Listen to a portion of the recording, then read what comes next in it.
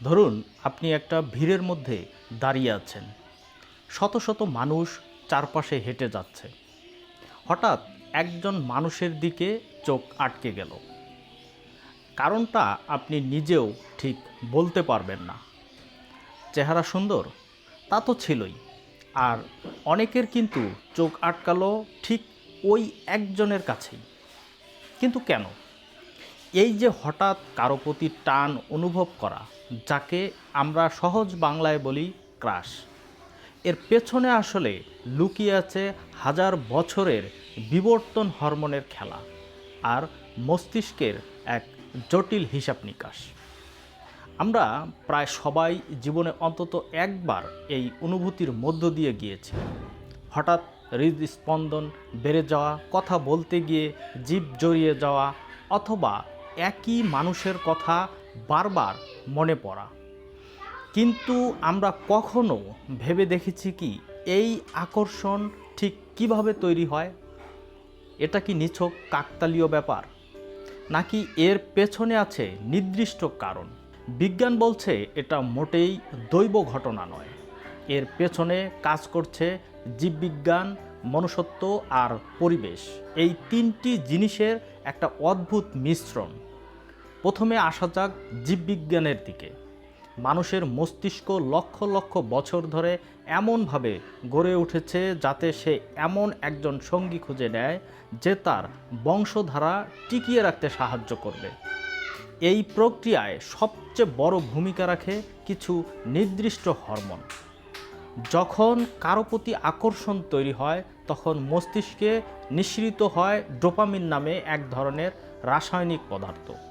এই ডোপামিনই আমাদের ভালো লাগার অনুভূতি তৈরি করে।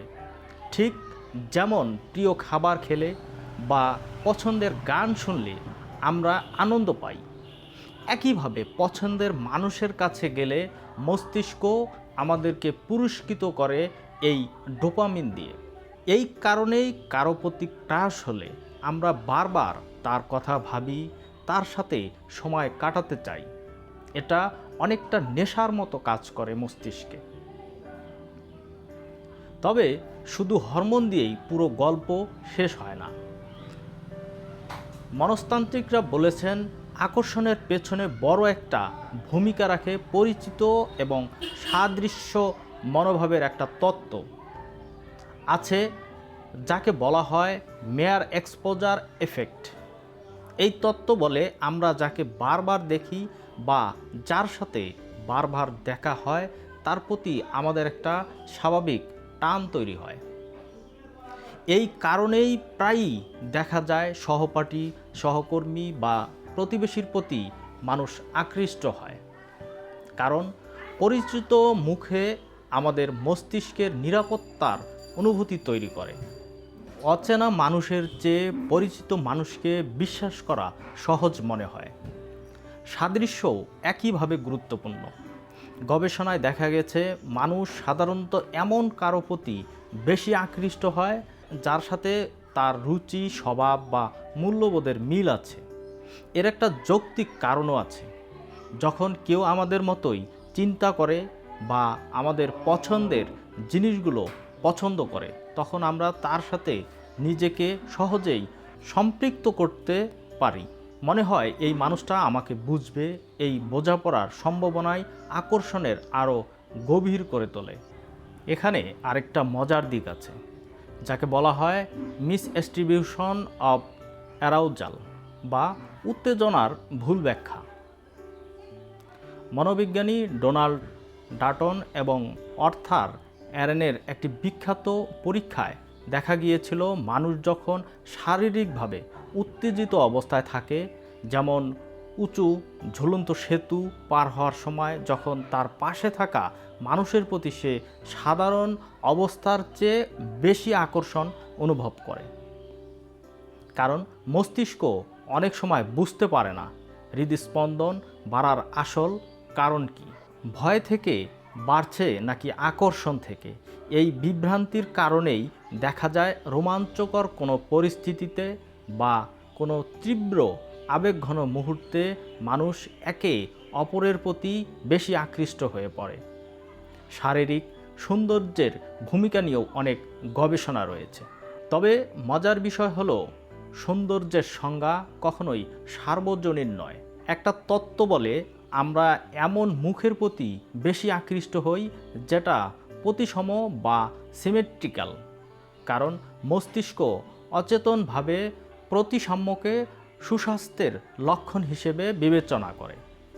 কিন্তু এর বাইরে ব্যক্তিত্ব, আত্মবিশ্বাস আর মস্তিষ্কের নিরাপত্তার অনুভূতিও সমান গুরুত্ব পায়। অনেক সময় দেখা যায় প্রথম দর্শনে যাকে বিশেষ কিছু মনে হয়নি, তার সাথে কথা বলার পর মানবিক সংযোগ তৈরি হলে তাকেই সবচেয়ে আকর্ষণীয় মনে হতে থাকে। এখান থেকেই বোঝা যায় আকর্ষণ শুধু চোখের ব্যাপার না, এটা মস্তিষ্কের এক জটিল রাসায়নিক এবং মানবিক প্রক্রিয়া। তাহলে এই পুরো বিষয়টা জেনে আমরা কি করব? প্রথমে কথা হলো, ক্রাশ হওয়াটা লজ্জার বা দুর্বলতার বিষয় না, এটা মানুষের স্বাভাবিক জৈবিক এবং মানবিক প্রক্রিয়া। এই অনুভূতিকে অস্বীকার না করে বরং বোঝার চেষ্টা করাই বুদ্ধিমানের কাজ। দ্বিতীয় কাজ হলো, তাৎক্ষণিক আকর্ষণ বা দীর্ঘমেয়াদী সম্পর্কের ভিত্তি এক জিনিস না। ডোপামিনের তীব্র প্রবাহ একটা সম্পর্কের শুরুতে সাহায্য করতে পারে, কিন্তু দীর্ঘমেয়াদে টিকে থাকার জন্য দরকার হয় বোঝাপড়া, বিশ্বাস আর মূল্যবোধের মিল। তাই কারো প্রতি প্রবল আকর্ষণ অনুভব করলেই তাড়াহুড়ো করে সিদ্ধান্ত নেওয়ার বদলে একটু সময় নিয়ে দেখা ভালো। এই টান শুধু মুহূর্তের উত্তেজনা নাকি সত্যিকারের সংযোগ? মানুষের হৃদয় বিজ্ঞানের কাছে যতই যুক্তির বেড়াজাল ধরা দিক না কেন, এই আকর্ষণের অনুভূতি আমাদের জীবনকে রঙিন করে তোলে। এটাই হয়তো মানুষ হওয়ার সবচেয়ে সুন্দর দিকগুলোর একটা। তবে পরের বার যখন কারো প্রতি হঠাৎ মন আটকে যাবে, নিজেকে একবার প্রশ্ন করে দেখবেন তো, এই টান কি সত্যি তার ব্যক্তিত্বের জন্য নাকি শুধু মুহূর্তের রসায়নের কারণে?